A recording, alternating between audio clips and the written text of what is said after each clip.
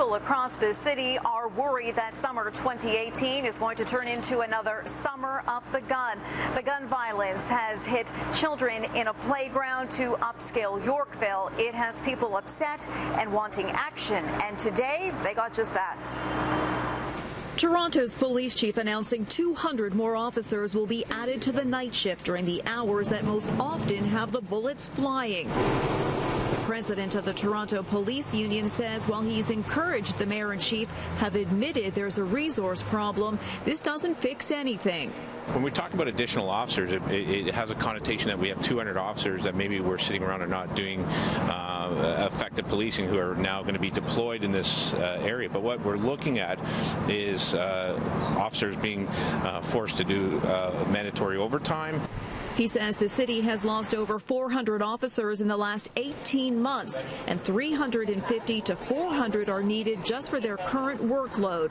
Chief Saunders says this new plan isn't about turning communities upside down, but about targeting the known players. Working with the community through whether it's leads, whether it's through informants, whether it's through agents, whether it's through Crime Stoppers, these are the things that will help lead us to successfully reducing the gunplay across the city. Mayor Tory says they are also looking at long-term solutions to reduce gun violence, which includes a significant expansion of youth programs, which he is acting on right away. These new investments from the city and the federal government will total up to $15 million. And this includes upwards of $3 million for the increased police deployment to be implemented by Chief Saunders. So should the average person in the city feel safe? I think that the average person in the city should feel safe. However, I don't think with the gunplay and what's going on right now that this city is as safe as it could be. The extra 200 officers will be assigned across the city starting a week this Friday. Those extra 200 officers will mainly come from overtime, and this is not permanent. What is permanent, however, is the hiring of 200 police officers. We've known about that for some time, and Mayor Tory supports speeding up that process. And we've heard a lot from the mayor and other officials that the city is still a safe place. Well, just how safe is it, and how does it compare to other cities? More on that coming up. Gun violence and murders hitting Toronto's streets getting a lot of attention, but just how big of a problem is it? Well, when you compare what happened in the city last year to other cities, the numbers tell quite the story.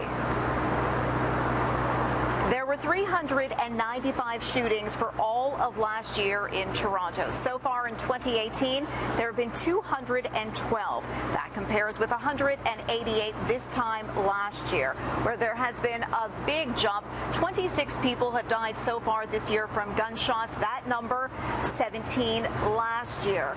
And Toronto and Chicago might be the same size when it comes to population, but in terms of shootings, the numbers very different. We've had 212 total shootings. That number in the Windy City, more than 1,400. 26 people have died from gunshots in Toronto this year. So far in Chicago, 252.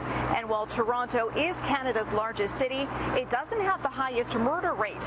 The cities in Canada with the highest murder rates, Thunder Bay, Edmonton, and Regina. Now, Toronto police as well as Mayor Tory are hoping the addition of 200 officers starting Friday to help fight gun violence will help reduce the number of shootings in the city.